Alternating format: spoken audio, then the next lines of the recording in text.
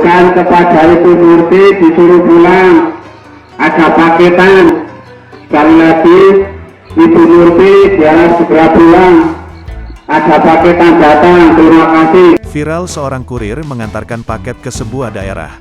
Penerimanya atas nama Ibu Murti. Video ini ramai diperbincangkan netizen karena penerima paket tidak sedang di rumahnya. Sehingga sang kurir kebingungan. Apalagi diduga barang pesanannya menggunakan sistem COD. Rekamannya juga diunggah akun Instagram @video_medsos pada Rabu, tanggal 2 Maret tahun 2022. Kurir barang akhirnya meminta bantuan kepada warga dan berakhir diumumkan melalui toa masjid setempat.